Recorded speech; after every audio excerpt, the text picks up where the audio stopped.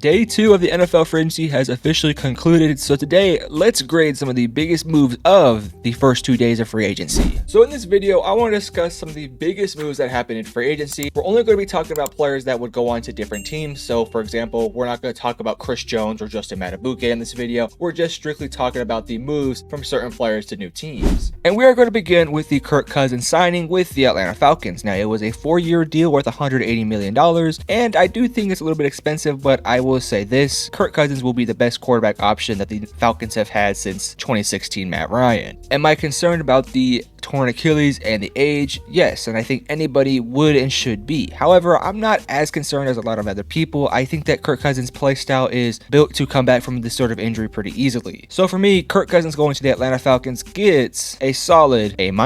Next up, we're going to talk about the most recent signing of the video. Danielle Hunter has just signed with the Houston Texans on a 2-year deal worth $49 million.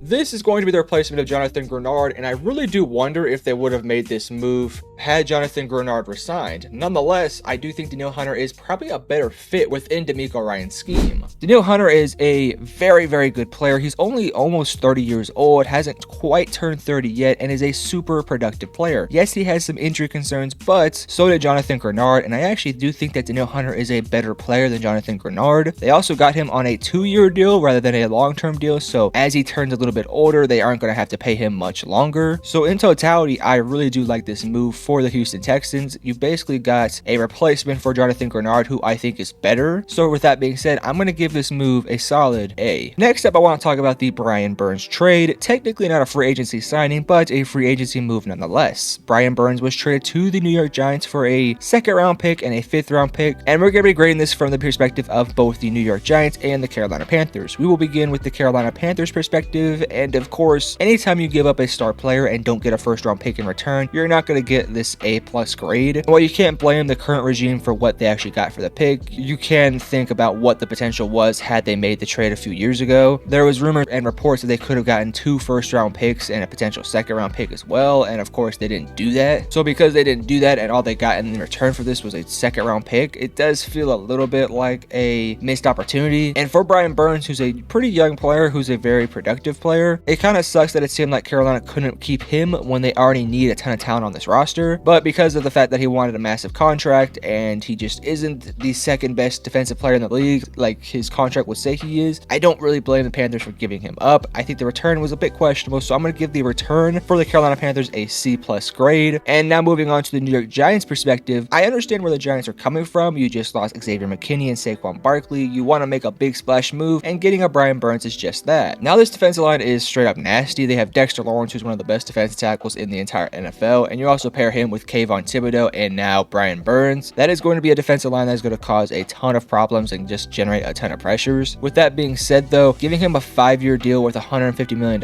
is kind of crazy in my opinion. Not that he's a bad player and not worth that type of money, but at the end of the day, you're paying somebody $150 million to be your Micah Parsons, your Nick Bosa, you're that level guy, and I just don't think Brian Burns is really even close to that level. Not that he's a bad player, again, I just don't think he's even a top 5 defensive end, and he's getting paid to be like a top 5 defensive end. So for the New York Giants, I like the move, but I don't love the move. I'm going to give it a solid B-. Now let's go ahead and talk about my Las Vegas Raiders, with Christian Wilkins coming from the Miami Dolphins now to the Las Vegas Raiders. The Raiders signed him on a 4-year deal worth $110 million, and I do believe this is a very good move. In my personal opinion, of all the players in the free agency period that would actually move teams, I think that he is the best one. An uber productive player who could easily get over 10 sacks in a season and is very good at stuffing the run. It was a position that the Las Vegas Raiders really needed to fill alongside a Max Crosby and a Tyree Wilson. Similar to the New York Giants, this defensive line got significantly better, and I do think the contract is actually completely worth it. $27.5 million per year is a pretty good deal for one of the best defensive players in the entire NFL, and when you're able to strip him away from a Miami Dolphins team that I thought was almost a guarantee for him to return to, was a bit of a surprising move from the Raiders. Now the Raiders can focus more of their attention to their offense and hopefully in the quarterback position at this year's draft, rather than going out there and getting a guy like a John Johnny Newton or Byron Murphy. I really like this move, and I think it has long-term implications for what this defense could be. I'm going to give it a solid B+.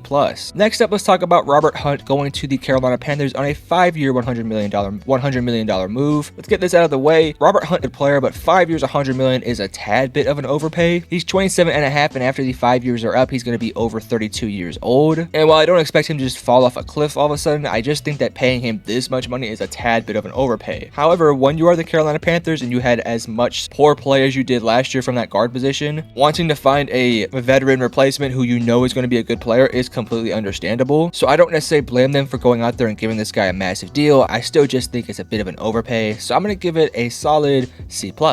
Next up, let's talk about Jonathan Greenard, who we mentioned earlier in the video. Jonathan Greenard signed with the Minnesota Vikings on a 4-year $76 million deal. That puts him for about $19 million annually. Now that puts him about $5 million less than what Danielle Hunter just signed, and while Jonathan Greenard is a very good player, I don't think the Houston Texans are all that sad that he ended up leaving. Again, very productive player, but I think with how Houston's offseason has went, I think they're okay with taking Danielle Hunter over a guy like Jonathan Greenard. However, for the Minnesota Vikings, a team that desperately needed pass rushers, especially after Danielle Hunter left, you now finally have a guy who's a little bit younger and can be just as productive. For Minnesota, you didn't have a pass rusher at all. Last year, it was just completely Danielle Hunter or bust, and now you're going to have somebody who's a little bit younger, a little bit more versatile. I like this move a lot for the Minnesota Vikings. In fact, I like a lot of the moves the Minnesota Vikings made, so I'm going to give this move a solid A-.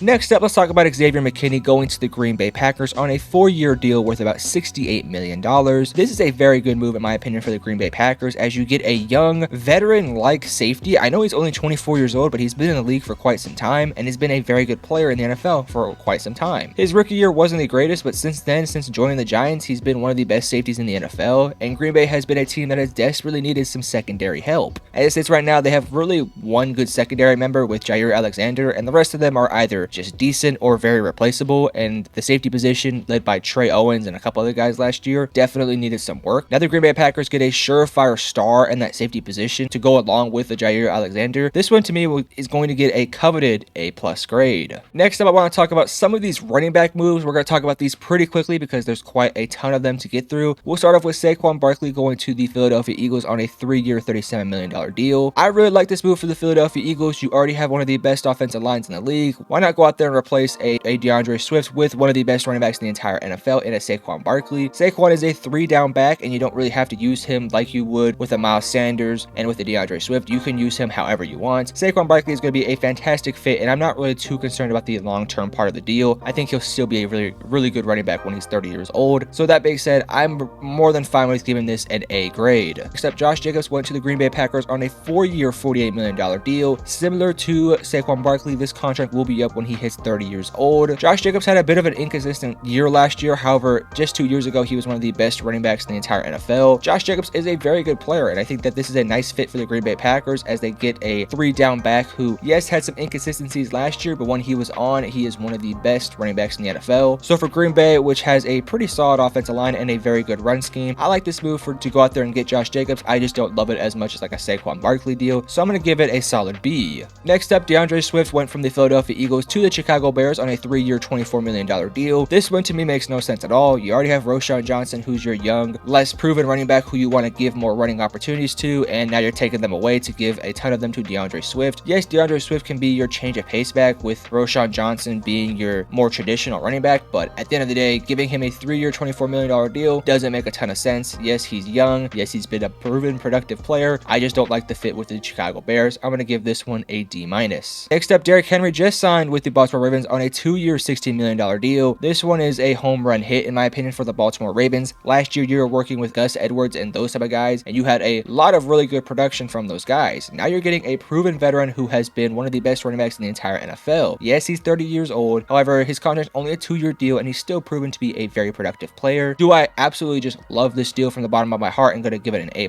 No. However, I will give this move a solid B. Next up, Austin Ekeler went to the Washington Commanders on a 2-year $8.3 million deal. Not a whole lot to really talk about with this one. Austin Ekeler is who he is. He's not a traditional every down back. However, when he is out there, he is a pretty productive player as more of your receiving back option. To get him for only $4 million, in my opinion, makes some sense for the Washington Commanders, as they really could use a change of pace back. If Austin Ekeler can actually prove to be the same Austin Ekeler he used to be, this could be a sneaky good move for the Washington Commanders. However, given the fact that I don't think that's going to be the case, minus. I am going to give it a solid B+.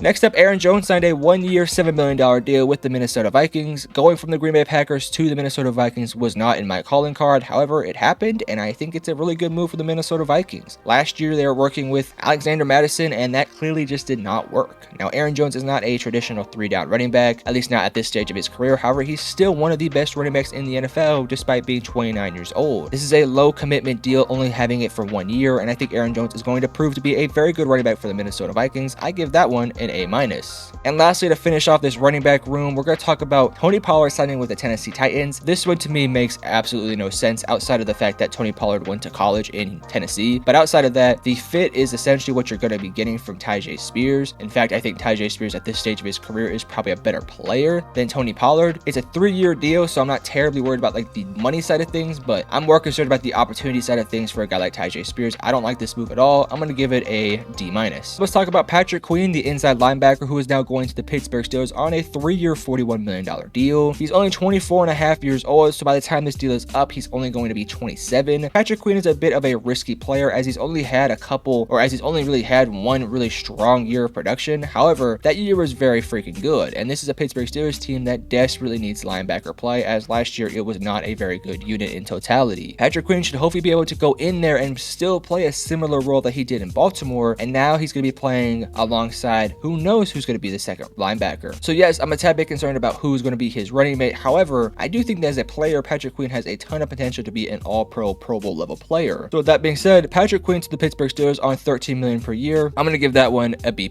And lastly, we're going to be talking about the Diontae Johnson trade to the Carolina Panthers. The context of this trade is that the Pittsburgh Steelers are sending Diontae Johnson to the Panthers for cornerback Dante Jackson and some pick swaps. And to me, this move makes a ton of sense. Diontae Johnson's calling card is getting separation, and while Diontae Johnson isn't going to be a long-term player for them, they really just needed to find bodies in that wide receiver room who can do something. Now your receiver room is going to have Adam Thielen and Diontae Johnson, and hopefully you draft somebody with your 33rd overall pick. You've already looked into addressing the offensive line, signing 2 pretty expensive guard contracts, and now hopefully fill up the offensive line a tad bit better. And now you're going to be getting a guy like Diontae Johnson, who is a very good separator, who does struggle with consistency and just overall, sometimes his hands are really bad. However, I'd rather Bryce Young throw the ball to an open wide receiver who drops it than throw it to a contested pass where it could potentially get tipped and intercepted. So for this situation, given the fact that Carolina has almost no risk involved in this, as they basically just traded a 7th round pick and a player they were going to cut anyways, I give this move a very good grade of an A-.